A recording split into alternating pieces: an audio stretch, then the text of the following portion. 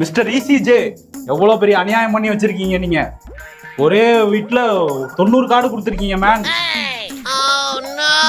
என்னங்க ஆதாரத்தை தூக்கி போடுறீங்க? எவ்வளவு பெரிய தப்பு நடந்துகிட்டு இருக்கு. என்ன பிரச்சனை நடந்துகிட்டு இருக்கு? எதுக்கு ஒரு அப்பாவி மனுஷனை முடிச்சு உலுக்கிக்கிட்டு இருக்கீங்க? குருநாதா, நீ எதுக்கும் வாய் திறக்காத குருநாதா. எல்லாம் நாங்க பாத்துக்கிறோம். என்னப்பா, என்ன உனக்கு பிரச்சனை? உனக்கு அவரை பேச விடுங்க. அதெல்லாம் நாங்க பேசிக்கிறோம். அவருக்கு சார்பா தான் நாங்க இருக்கோம் இங்க, சரிங்களா? ஒரு நேர்மையான மனுஷன வேலை பார்க்க விடுங்க. தலைவா குருநாதா, நீ ஒண்ணும் பாத்துக்காத, உதட்டெல்லாம் கடிக்காத, பாத்துக்கலாம், நாங்க பாத்துக்கிறோம். என்ன ஒத்துக்கிறீங்களாப்பா? உங்க ஆள் தான் ஒத்துக்கிறேன். எங்க ஆள்லாம் இல்ல, ஒரு நடுநிலையான நபர். நாங்க பாத்துக்கிறோம் சார். நடுநிலை கலராது. நாங்க பாத்துக்கிறோம். நாங்க பாக்காததா பாப்போம். ஆகஸ்ட் 7 நெஞ்சம் நிறைந்த முத்தமிழறிஞரின் 7ஆம் ஆண்டு நினைவு நாள். என்றென்றும் அவரின் நீங்கா நினைவுகளுடன் பெரம்பலூர் நாடாளுமன்ற உறுப்பினர் KN அருண் நேரு. முல்லை பெரியாறு அணை பின்னணியில் எழுதப்பட்ட நீர் அதிகாரம் நாவல் இப்போது ஆடியோ ஃபார்மேட்ல விகடன் பிளேல. விகடன் ஆப்பை இன்ஸ்டால் பண்ணுங்க, பிளே ஐகானை கிளிக் பண்ணி நீர் அதிகாரம் நாவலை லிசன் பண்ணுங்க. ஓகே, ஷோக்குள்ள போயிடலாம். இந்தியால வாக்கு திருட்டு நடந்துகிட்டு இருக்கு. ஒண்ணு வாக்காளர் பட்டியல்ல லட்சக்கணக்கான பேரை சேர்த்துறாங்க, இல்ல நீக்கிடுறாங்க. இதான் நடக்குது அப்படின்னு சொல்லிட்டு ஆதாரத்தோட ராகுல் காந்தி கர்நாடகத்தை மையமா வச்சு வெளியிட்டு இருந்தாரு. இப்ப நாடை பத்தி பேசிக்கிட்டு இருக்கிற வேலையில தான் அதுக்கு முன்னாடி ஆரம்பிச்சாங்க தேர்தல் ஆணையம். பீகார் எலெக்ஷன் நடக்க போறதுனால இந்த விரைவு வாக்காளர் பட்டியல் அப்படின்னு சொல்லிட்டு ஒரு 65 லட்சம் பேரை நீக்கியிருந்தாங்க. இப்ப அந்த 65 லட்சம் பேரை ஏன் உடனடியா நீக்கினாங்கன்னு சொல்லிட்டு எதிர்கட்சிகள், ஏடிஆர் அமைப்பு எல்லாருமே உச்சநீதிமன்றத்துல மனு போட்டிருந்தாங்க. உச்சநீதிமன்றம் அது எப்படி 65 லட்சம் பேரை உடனடியா நீங்க நீக்குவீங்க, அந்த 65 லட்சம் வாக்காளர் லிஸ்டையும் எனக்கு சமர்ப்பிக்கணும்னு சொல்லிட்டு ஆகஸ்ட் 9 வரைக்கும் கெடு வச்சிருந்தாங்க. ரூம் போட்டு டிஸ்கஸ் பண்ணிருப்பாங்க போல இருக்க தேர்தல் ஆணையம். தேர்தல் ஆணையம் யாரோட டிஸ்கஸ் பண்ணுவாங்க? அவங்களுக்குள்ளதான் டிஸ்கஸ் பண்ணுவாங்க, அந்த 3 பேர். ஆமா, மாறி டிஸ்கஸ் பண்ணி என்ன முடிவு எடுத்துருக்காங்க அப்படின்னா, நம்மளே ஒரு தனி பாடி, எதுக்கு தேர்தல் ஆணையம் உச்சநீதிமன்றத்தை சமர்ப்பிக்கணும், அதெல்லாம் சமர்ப்பிக்க முடியாதுங்க அப்படின்னு சொல்லிடுறாங்க உச்சநீதிமன்றத்திலேயே. சிஜேஐக்கு இசிஐல இருந்து சவால் விட்டுருக்காங்களா? ஆமா, என்ன சொல்றாங்கன்னா, நாங்க யாரையுமே முன்னறிவிப்பின்றி நாங்க நீக்கவும் இல்லை. அதே சமயத்துல இது 65 லட்சம் வாக்காளர் யாரும் நீக்கணுங்கிறத சொல்ல வேண்டிய அவசியங்கள் கிடையாது அப்படின்ட்டு இருக்காங்க. சட்டத்துல அதெல்லாம் சொல்லணும்னு யாருமே சொல்லலைங்க அப்படிங்கிற மாதிரி பதில் சொல்லியிருக்காங்க. பட் எதிர்கட்சிகள்கிட்ட ஓகே, நாங்க நீங்க கேட்கறதெல்லாம் தர முடியாது, பண்ண முடியாது, இப்படிலாம் பேசலாம். சுப்ரீம் கோர்ட்டே அப்படிதான் பேசுறாங்களா? அப்ப சுப்ரீம் கோர்ட் எதிர்கட்சியை தான் பாக்குது போல இருக்கு தேர்தல் ஆணையம். அதானே, யாரு கேள்வி கேட்டாலும் எதிர்கட்சி தான் போல இருக்கு தேர்தல் ஆணையத்துக்கு. ஆமா, தேர்தல் ஆணையம் உச்சநீதிமன்றத்திலாம் பதில் சொல்றாங்க, மக்கள் மன்றத்துல பதில் சொல்லுவாங்கன்னு பார்த்தா பிராக்சி போட்டு பிஜேபி காரங்க வரிசையா பதில் சொல்லிட்டு இருக்காங்க. இன்னைக்கு அதுக்கு என்ன சொல்றாங்கன்னா, ஏங்க நாங்க சட்டத்தை பூர்வமா அணுக முடியும், அரசியல் நாங்க பேச முடியாது அப்படிங்கிறாங்க தேர்தல் ஆணையத்தினர். அதான் உச்சநீதிமன்றம் கேட்டால் இந்த பதில் சொல்றாங்க. ஆனா பிஜேபி எங்களுக்கு சம்பந்தம் இல்லைன்னு தான் தேர்தல் ஆணையம் சொல்றாங்க. பிஜேபி தான் சொல்லிட்டு இருக்காங்க, அப்பா எங்களுக்கு அவங்களுக்கு எந்த சம்பந்தமும் இல்லை, அது ஒரு தனி ஒரு அமைப்பு. சரி, அப்படி தனி அமைப்பா இருந்தா ஒரு குற்றச்சாட்டு தேர்தல் ஆணையம் மேல வைக்கிறாங்கன்னா அவங்களே பதில் சொல்லிட்டு இவங்க இடையில குறுக்கால வராங்க. அவங்க தான் இப்ப கேள்வியெல்லாம் கேட்டுருக்காங்க ராகுல் காந்தி கிட்ட. பெங்களூர் சென்ட்ரல்ல சாக்கூர் ராணிங்கிறவங்க 2 இடத்துல வாக்களிச்சாங்க, அவருடைய ஆதாரம் தான் ராகுல் காந்தி காமிச்சாரு. அவர் என்ன சொல்ல வந்தாருன்னா, 2 இடத்துல வாக்களிச்சிருக்காங்க, இன்கேஸ் அவங்களே வாக்களிச்சிருக்கலாம், இல்ல அவங்க பேரை பயன்படுத்தி யார கூட வாக்களிச்சிருக்கலாம் தான் இதுல சொன்னாரு. இப்ப தேர்தல் ஆணையம் இல்ல தேர்தல் அதிகாரி கொடுக்காத ஒரு சீட்டை தான் ராகுல் காந்தி காமிச்சுக்கிட்டு இருக்காரு, அதை சமர்ப்பிக்கணும்னு கேட்டிருக்காங்க தேர்தல் ஆணையம். ஆனா ஒரு பல விஷயங்கள் குற்றச்சாட்டு வச்சாரு. ஒரே வீட்டுல 80 பேர் இருக்காங்க, இன்னொரு வீட்டுல 60 பேர் இருக்காங்க, அப்போடைய பேர் டிசி, ஏசி, எம்சின்னு ஏதோ இருந்தது, அதான் விட்டுட்டாங்க. இல்ல இதை மட்டும் கரெக்டா கேக்குறாங்க. இல்ல 3 பேர் கொண்ட குழு தானே, சின்ன குழுவா இருக்கிறதுனால கொஞ்சம் பதில் ரெடி பண்ண டைம் வேணும். ஒவ்வொன்னா கேட்பாங்கன்னு நினைக்கிறேன். முதல்ல இப்ப சாகுன் ராணி கேட்டிருக்காங்க, அடுத்து அவங்க அப்பா ஏடிஎஸ்ஆர்னு IGKAL அவர் யாரு அப்படிங்கறத ரிவீல் பண்ணுவாங்க. BJCPL அவர்லாம் யாருங்கிறத கண்ணு முன்னாடி கொண்டு நிறுத்த போறாங்க தேர்தல் ஆணையம். அதுக்கு முன்னாடி தேர்தல் ஆணையத்துக்கு கண்ணு முன்னாடி நாங்க ஒரு போராட்டத்தை நடத்துறோம் அப்படின்னு சொல்லி ஏற்கனவே அறிவிச்சிருந்தாங்க எதிர்கட்சிகளோட அந்த இந்தியா கூட்டணி. இன்னைக்கு 300 எம்பிக்கள் டெல்லியில நாடாளுமன்றத்துல இருந்து தேர்தல் ஆணையத்தை நோக்கி ஆரம்பிச்சாங்க. கொஞ்சம் தூரத்திலே தடுத்து நிறுத்தி கைது பண்ணியிருக்காங்க. ஆமா, தேர்தல் ஆணைய அலுவலகத்தை நோக்கி போறப்பவே ஃபுல்லா பேரிகார்ட் எல்லாம் போடப்பட்டிருந்தது. பெண் எம்பிக்கள் பிரியங்கா காந்தி, கனிமொழி, அதுக்கப்புறம் திருச்சி சிவா உள்ளிட்ட எல்லாருமே தரையில உட்காந்துட்டாங்க. வந்து எழுந்திருக்கவே கிடையாது. ஆனா வந்து அகிலேஷ் யாதவ் பண்றாங்கன்னா என்ன பண்றாங்கன்னா அடுத்தா நிப்பாட்டுறீங்க, அதெல்லாம் எங்களுக்கு சர்வ சாதாரண 3-4 பேரிகாடு அவர் வந்து அதெல்லாம் தாண்டி வந்து குதிச்சு போய்கிட்டு இருந்தாரு. முன்னாள் முதல்வர் மாதிரிலாம் அவர் ஃபீலே கொடுக்கல. அந்த பாதுகாப்பு இதை பத்திலாம் இதாம ஏறி குதிச்சு அங்க போய் நான் ஏன் ஏறி குதிச்சேங்கிறதுக்கு விளக்கமும் அந்த சைடு போய் கொடுத்துருக்காரு. ஏன்னா நாங்கள் வந்து ஒவ்வொரு வாக்காளர்களோட உரிமையும் நாங்கள் பாதுகாக்கணும். நானே 18,000 பேரை நீக்கியிருக்காங்க, டெலீட் பண்ணியிருக்காங்க, அந்த ஆதாரத்தை சமர்ப்பிச்சிருக்கேன் அப்படின்னு சொல்றாரு. யூபிலையா என்னங்கிறத அவர் தெளிவா சொல்லலை. இதுக்கிடையில ராகுல் காந்தி அவரையுமே கைது பண்ணியிருந்தாங்க. பஸ்ல ஏறி அவர் பேட்டி கொடுத்தாரு. ஆமா, அவர் என்ன சொல்றாருன்னா, நாங்க எந்த கேள்வி கேட்டாலும் அவங்க கிட்ட பதில் இல்லை, ஏன்னா நாங்க சொல்றது உண்மை, அவங்க கிட்ட அந்த உண்மைக்கான பதில் இல்லை. நிச்சயமா கிளியரான டிஜிட்டல் ஓட்டர் லிஸ்ட்டை வெளியிடணும், அதுதான் எங்களோட கோரிக்கை. இது ஒவ்வொரு வாக்காளர்களுக்குமாக நாங்க போராடுறோம், இது அரசியல் சண்டை இல்லை அப்படிங்கிறத சொல்லியிருந்தாரு. பஸ்ல வந்து ஏத்துனாங்க எல்லா எம்பிக்களையுமே. பஸ்ல ஏறினவங்க சும்மா இல்லை, பிஜேபிக்கு எதிராக, எலெக்ஷன் கமிஷனுக்கு எதிராக, சாருக்கு எதிராக வந்து முழக்கங்கள்லாம் எழுப்புனாங்க. குறிப்பா பிரியங்கா காந்தி அவங்க சீட்லயே உட்காரல, ஏஞ்சு குரலுக்கு பின்னாடி வந்து ஜோதிமணி தாளம்லாம் தட்டிட்டு இருந்தாங்க. அதனால வந்து இந்த போராட்டம் பயங்கர முழக்கம்லாம் விட்டு இருந்தாங்க. இது தொடர்கதையா இருக்கும் போலதான் வந்து தெரியுது இந்த போராட்டம் அப்படிங்கிறது.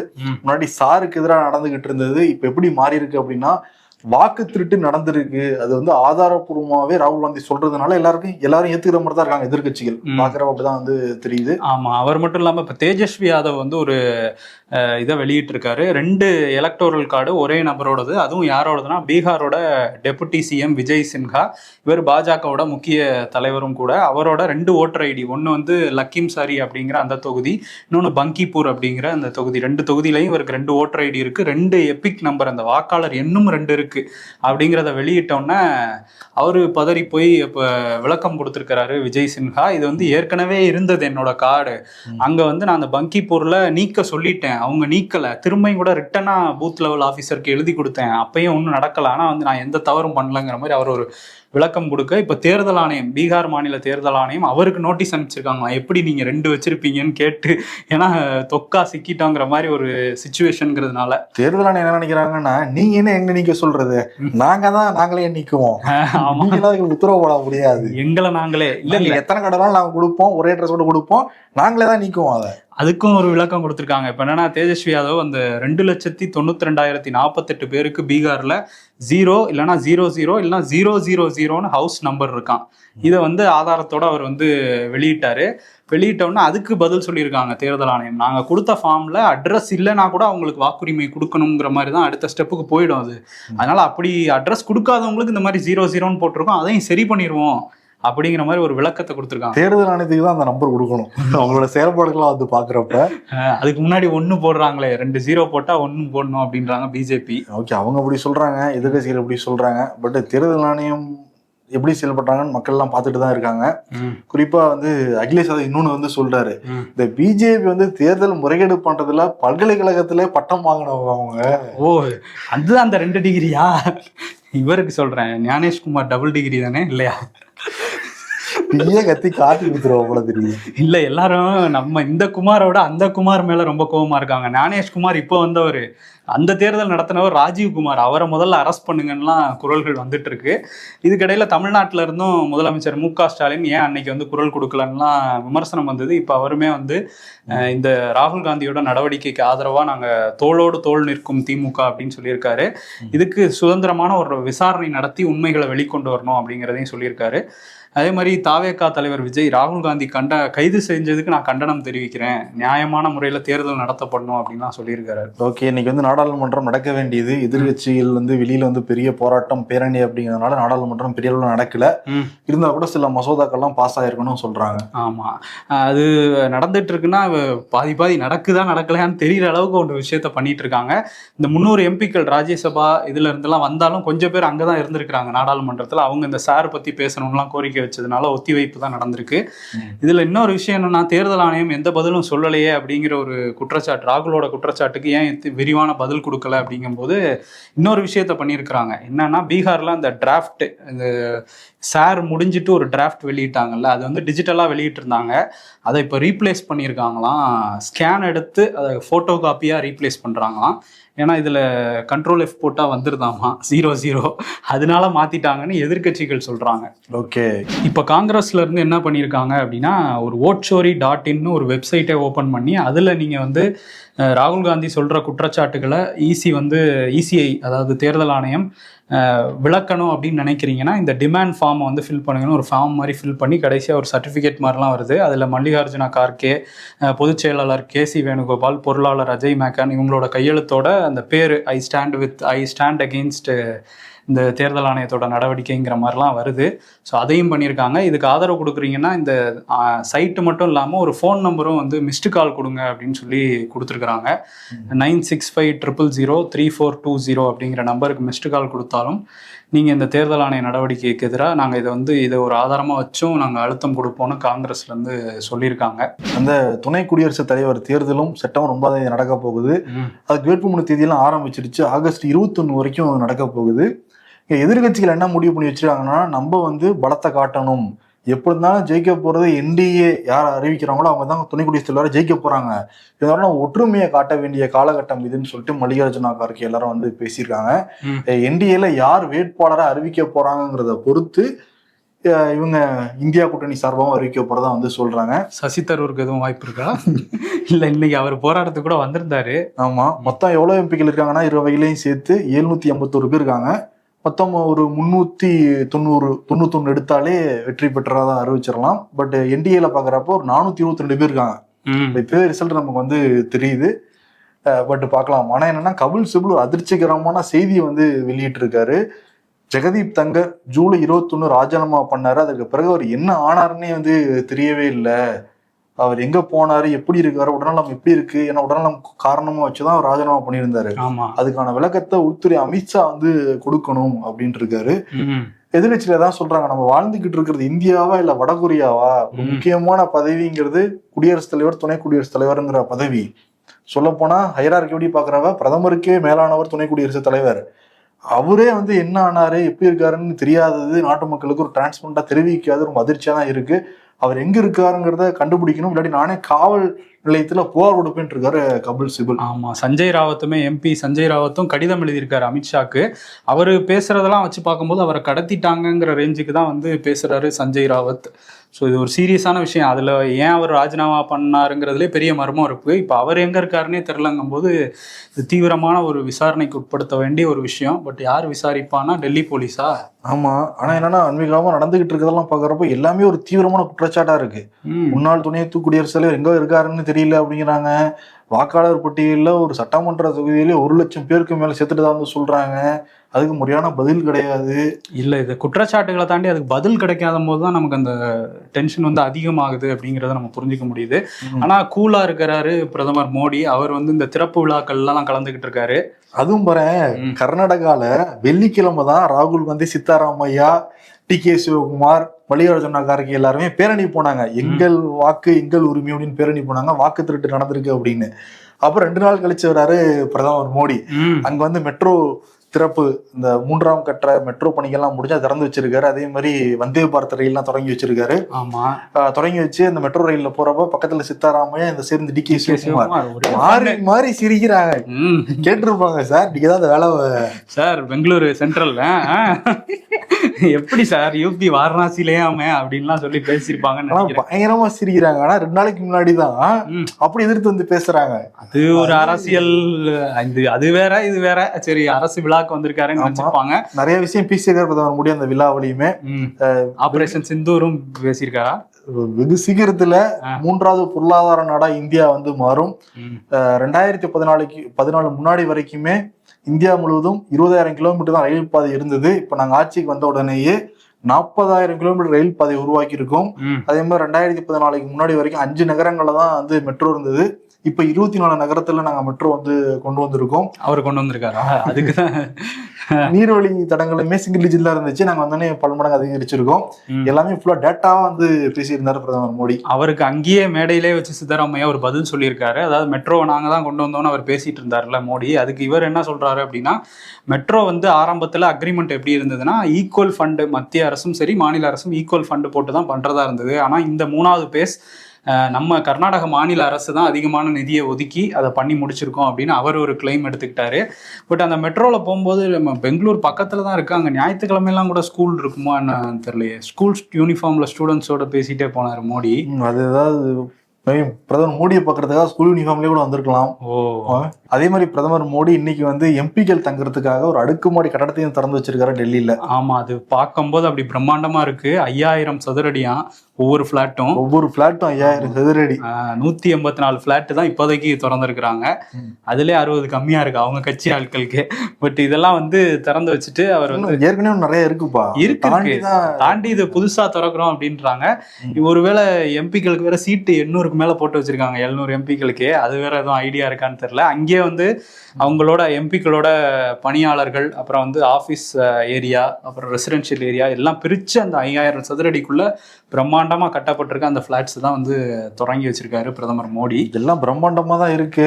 ஆனா எம்பிக்கள் என்ன 5000 சதுரடி வீடு கட்டி கொடுத்தாலும் நாடாளுமன்றத்துல போய் பேச மாட்டேங்கிறாங்க. ஆமா, டெல்லிக்கே சில பேர் போக மாட்டாங்க. கோயில்னு சொன்னா கூட பிரதமர் மோடி அங்க போக மாட்டேங்கிறாரு.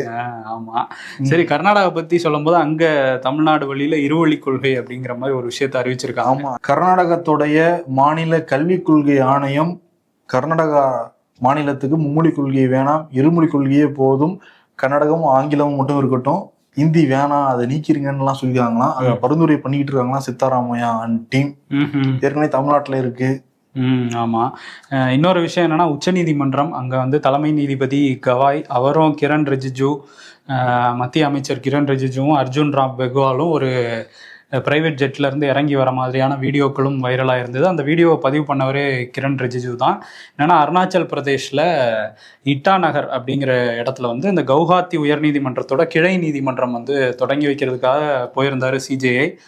அவரோட பயணிச்சிருந்தாங்க மத்திய அமைச்சர்கள். அது வந்து சில பேர் அதில் காங்கிரஸ்லேருந்து கமெண்ட்ஸ்லாம் கூட சொல்லிட்டு இருந்தாங்க. சாரோட விசாரணை போயிட்டு இருக்க சமயத்தில் இது என்னன்னு பார்க்கணும் அப்படின்னு ராகுல் காந்தியெல்லாம் டேக் பண்ணிட்டு இருந்தாங்க. ஆமாம், அதே மாதிரி உச்சநீதிமன்றம் சொல்லியிருக்காங்க டெல்லியில் இருக்கிற எல்லா நாய்களையும் வந்து பிடிச்சி காப்பகத்தில் வந்து அடைக்கணும் அப்படின்னு. அதே மாதிரி இந்த விலங்கு ஆர்வலர்கள் எல்லாருமே நீங்க விலங்கை காப்பாற்றணும்னு நினைக்கிறீங்க, நல்ல விஷயம் தானே. என்னன்னா பொதுமக்களை குழந்தைலாம் கடிச்சு வைக்கிறது இல்லை, அதுக்கு நீங்க வந்து பொறுப்பேற்றுப்பீங்களா? அவ்வளோ உயிர்கள் போயிருக்கு, அது யாருக்கு பொறுப்பேற்றுக்கிறதுன்னு கேள்வி கேட்டிருக்காங்க. ஆமா, டெல்லியில் இருக்க நாய்களாம் அப்புறப்படுத்த போறாங்களாம். இந்த தீர்ப்பை நிறைய பேர் இப்போ ஷேர் பண்ணி எல்லா மாநிலத்திலையும் இதை அமல்படுத்தணும்லாம் உச்சநீதிமன்றத்தை டேக் பண்ணிட்டு இருக்காங்க. தமிழ்நாட்டோடைய அடையாளம்னா சென்னை தான். சென்னையோடைய அடையாளங்கள்ல முக்கியமான ஒன்று சென்னை சென்ட்ரல். அங்கிருந்து நடக்கிற தூரத்தில் இருக்கு ரிப்பன் மாளிகை. அங்க முன்னாடி உட்காந்து 11 நாட்களாக தங்களோட உரிமைக்காக போராடிக்கிட்டு இருக்காங்க தூய்மை பணியாளர்கள். ஆனா அவங்களுக்கு ஒரு விடிவு கிடைக்க மாட்டேங்குது. அரசியலா வந்து மாறிக்கிட்டு இருக்கு. அவங்க கேட்கறதா ரொம்ப ரொம்ப ஒரு பேசிக்கான விஷயம். எங்க வேலையை தனியாருக்கு நீங்க கொடுக்காதீங்க, தனியாருக்கு கொடுத்துட்டீங்கன்னா எங்களுடைய சேலரி கட் ஆகிடும், எப்பனாலும் நினைச்சா வேலையை விட்டு தூக்கிடுவாங்க, வேலைக்கு உத்தரவாதம் இருக்காது, எங்க வாழ்வாதாரம் வந்து போயிடும், பணி நிரந்தரம் வந்து பண்ணுங்க, அரசாங்கம் நீங்களே வந்து நடத்துக்கங்கிறாங்க. இதுல என்ன பிரச்சனை இருக்க போதுன்னு தெரியல.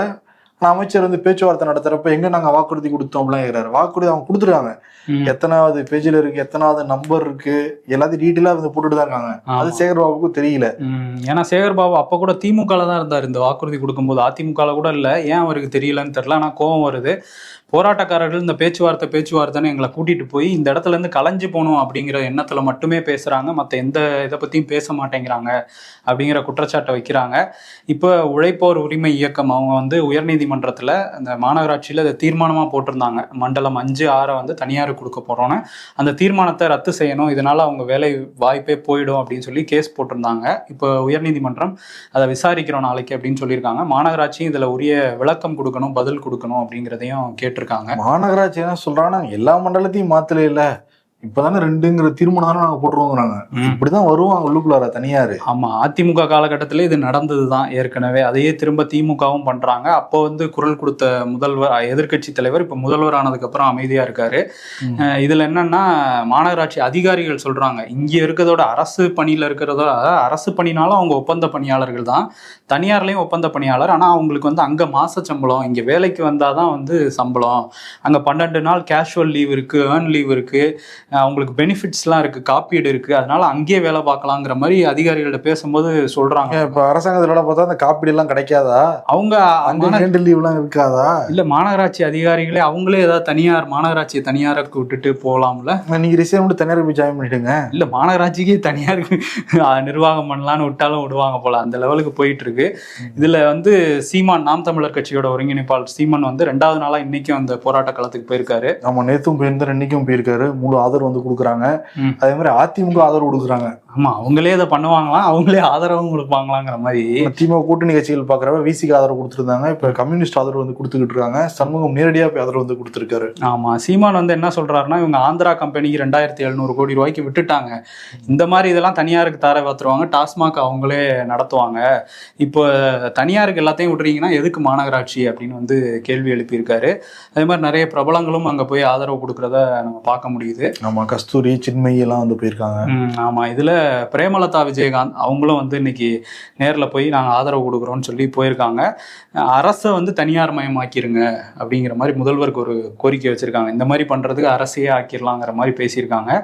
இன்னொரு விஷயமும் பிரேமலதாவை சுற்றி இன்னைக்கு காலையில இருந்து ஓடிட்டு இருந்துச்சு. என்னன்னா, அவங்களோட தம்பி சுதீஷ் வந்து ஒரு படம் போட்டிருந்தாரு அவரோட சமூக வலைதளத்துல. படத்தை காட்டியிருந்தாரு, படம் காட்டுறாங்க அப்பாங்கிற மாதிரி தான் இருந்தது. ஜெயலலிதா இருக்காங்க பக்கத்திலேயே வந்து பிரேமலதா, எப்படி ஜெயலலிதா போஸ்ட் தருவாங்களோ அதே மாதிரி பிரேமலதாவும் கையாட்டி வந்து போஸ்ட் கொடுத்துட்டு இருக்காங்க. அதுக்கு 6 ஒற்றுமையெல்லாம் கூட சொல்றாங்கப்பா. அவங்கள புரட்சி தலைவின்னு சொல்லுவோம், இங்க வந்து புரட்சி அந்நியாரும்பாங்க. புரட்சி அந்நியார், அவங்க தராலடியா முடிவெடுப்பாங்க. ஜெயலலிதா இவங்களும் தராலடியா முடிவெடுப்பாங்க அப்படிங்கிறாங்க. ஆமா, நம்ம தான் பார்த்தோம் தராலடியா முடிவெடுக்கிறது, ஒரே நேரத்துல 2 பக்கம் பேச்சுவார்த்தை நடத்துறது. ஆமா, ஆனா அவங்க பேச்சுவார்த்தையெல்லாம் நடத்த மாட்டாங்க, அவங்க கிட்டதான் வந்து எல்லாரும் பேச்சுவார்த்தை நடத்துவாங்க. இவங்க ஒவ்வொரு கட்சிக்கா போயிட்டு இவங்க ஒப்பிடுறாங்க. ஆனா அதுக்கு பதில் சொல்லிட்டாங்க. இப்ப அந்த போராட்டத்துக்கு வந்தவங்கள்ட்ட என்னது, என்ன நீங்க தான் அடுத்த அம்மான்லாம் பேசிக்கிறாங்களேன்னு கேட்டோன்னா அவங்களுக்கு இல்ல அடுத்த அண்ணி நானு அப்படி சொல்லல, அவங்க வேற மாதிரி சொல்லிட்டாங்க. ஒரே ஜெயலலிதா, ஒரே எம்ஜிஆர், அவங்கதான் என்னோட ரோல் மாடல். என்னன்னா, சுதீஷ் சொன்னாராம் அவங்கள்ட்ட, நீங்க வந்து உங்களை பார்த்தா ஒரு சிங்கப்பெண்ணா ஜெயலலிதா மாதிரியே தமிழ்நாட்டு அரசியல்ல இருக்கிறது நீங்க மட்டும்தான், அதனால அந்த பதிவு போட்டிருக்காங்க. அவரு சொன்னதுனால அவரோட இதுல போட்டிருக்காரு. சுதீஷ் இப்பதான் தெரியுது அக்காவே சிங்கப்பெண்ணு அப்படின்னு. சின்ன வயசுல கூட இல்ல இது வளர்ந்துருக்காரு. எடப்பாடி வந்து அவ்வளவு பெரிய தலைவர் இல்ல அப்படிங்கறதுக்காக வேணும்னு இதை போட்டதா சொல்றாங்க. இன்னொன்னு என்னன்னா, கேசி வீரமணி எல்லாம் மீட் பண்ணிட்டு வந்தாங்கல்ல, ஏடிஎம்கே ரூட் எடுக்கிறாங்க அப்படிங்கிற மாதிரி வந்து சொல்றாங்க. ஒரு பக்கம் ஜெயலலிதாக்கு நிகரா போட்டதுனால இரும்பு பெண்மணி இங்கிருந்தா நல்லா இருக்கும்ல டிஎம்கே கிட்ட அப்படின்னு பேசுறாங்க. எப்படினாலும் பேசுவாங்கன்னு சொல்லுவாங்க. இப்படிதான் தெரியுது நமக்கு. ஆமா, என்ன 2 பக்கமும் நீங்க பேசிக்கிங்க, கடைசியில எங்களுக்கு வர வேண்டியது வந்தா போதும் அப்படிங்கறதுதான் பிரேமலதாவோட சீட்டு. எவ்வளவு வர வேண்டியதோ அது வந்தா போதும், அந்த மாதிரி சொல்றேன். ராமதாஸ் அதான் நினைக்கிறாரு, எவ்வளவு சீட் வருமோ அவ்வளவு சீட் வரணும் அப்படின்னு. ஓகே, நேத்து வந்து வன்னியர் அந்த மகளிர் பெருவிழா வந்து நடந்தது மயிலாடுதுறையில. அங்க வந்து ராமதாஸ் வந்து பேசினாரு. பேசுறப்ப கூட்டணி குறித்து இந்த பொதுக்குழு நடத்த மகன் ஒரு பொதுக்குழு நடத்தி முடிச்சிட்டாரு. இவரு தலைமையில் ஒரு பொதுக்குழு நடக்க போது ஆகஸ்ட் 17ஆம் தேதி அங்க நான் அறிவிப்பேன் அப்படின்லாம் வந்து சொல்லியிருக்காரு அவரு. அங்க வந்து மனைவி சரஸ்வதி, மகள் ஸ்ரீகாந்தி எல்லாருமே வந்து இருந்தாங்க. அதே மாதிரி நேத்து ஒரு விழாவில் வந்து அன்புமணியோட மனைவி சௌமியா அன்புமணி வந்து பேசுறப்ப, மகனுக்கு என்னென்ன உரிமை இருக்கோ எல்லாம் மகளுக்கும் கொடுக்கணும், மகளை நீங்க 6 மணிக்கு வீட்டுக்கு வர சொன்னீங்கன்னா மகனையும் வர சொல்லுங்க 6 மணிக்கு. ஓ, இது எந்த மகன் எந்த மகள் எது சொல்றாங்க? ராமதாஸுக்கு சொல்றாங்களா? மகளுக்கு என்னவோ அப்ப மகளுக்கு கொடுக்கலான்றாங்க. அதான் சொல்றாங்க. என்ன சொல்றாங்க, மகனுக்கு கொடுக்குறீங்களா மகள் கொடுக்கணுங்கிறாங்கல்ல. அதான் காந்திமதி மகனுக்கு கொடுக்குறீங்களா நான் மகளை கொடுக்குறேன் அப்படின்னு. அதை மட்டும் ஒத்துக்க மாட்டீங்களா அப்படிங்கிற மாதிரி இருக்கு. பாகிஸ்தானோட அந்த ராணுவ தலைவர் ஃபீல்டு மார்ஷல் அசீம் முனீர் திரும்பியும் அமெரிக்கா போயிருக்காரு. அவருக்கு அதீத முக்கியத்துவம் வந்து ட்ரம்ப்பே கொடுத்திருந்தாரு. கூப்பிட்டு விருந்தெல்லாம் வெள்ளை மாளிகைக்கு எந்த ராணுவ தலைவருக்கும் வச்சதில்லை, அவருக்கு வச்சிருந்தாங்க.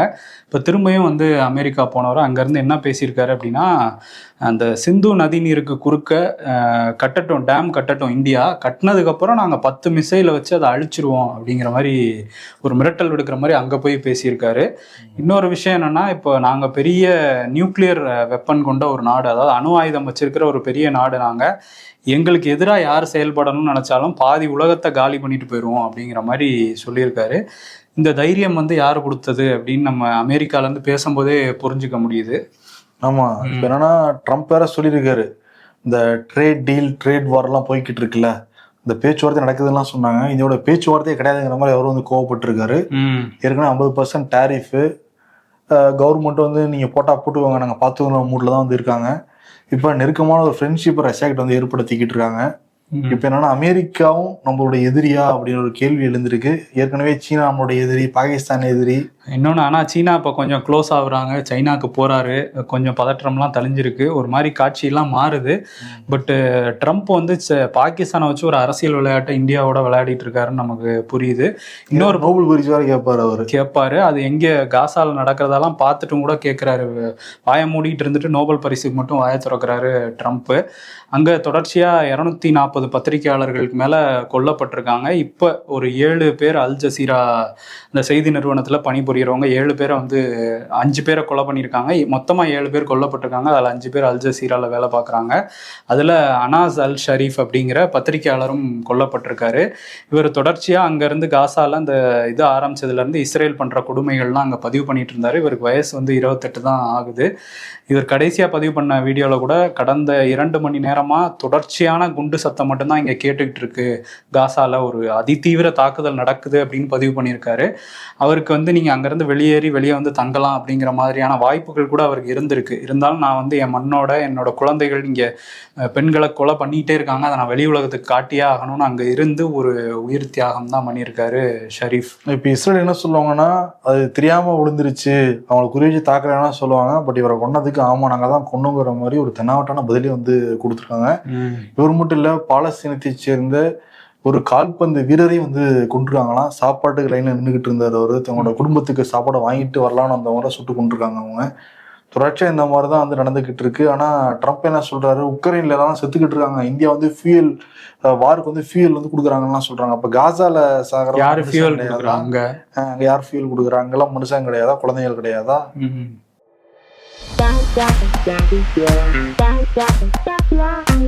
Bachelor room scenario. சேர்ந்து சாம்பாரும் பொரியலும் பண்ணி சமைக்க போறோம். பாத்திர கழுவ தனியா விட்டுட்டு ஓடிராத அட்வா. ரக்ஷாபந்தன் பரிதாபங்கள். ஏன் எதற்குன்னுலாம் கேட்கக்கூடாது, இங்கே கையை காட்டுங்க. திடீர் தங்கச்சி. நம்ம பசங்க என்ன சொல்றாங்க? ஐயோ வேணாம், கையில காயம்.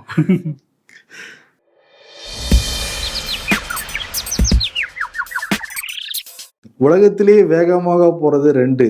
ஒன்னு ஒளி, இன்னொன்னு ஞாயிற்றுக்கிழமை. சர்ன்னு பேச்சுனுத்து.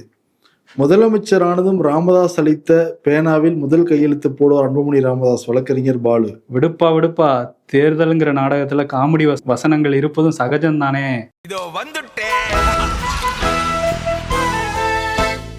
விருது மோடிக்கும் ராகுலுக்கும் வந்து கொடுத்துடலாம். மோடி கவர்மெண்ட்ல இருக்கிற காவலர்கள் தான் ராகுல் காந்தியை கைது பண்ணியிருக்காங்க. உச்சகட்ட காட்சி அது. ராகுல் காந்தியும் பல புகார்களை அடுக்கிக்கிட்டே போய்கிட்டு இருக்காரு. பதில் வந்துச்சான்னு கேட்டா பதில் வரல இது வரைக்கும். உச்ச காட்சி நடந்துகிட்டு இருக்குல்ல இந்தியாவுல. ஆமா, அதனால உச்ச காட்சி நடக்குதாமாங்கிறதே நம்ம விருதா கொடுத்தலாம் 2 பேருக்கும். நன்றி.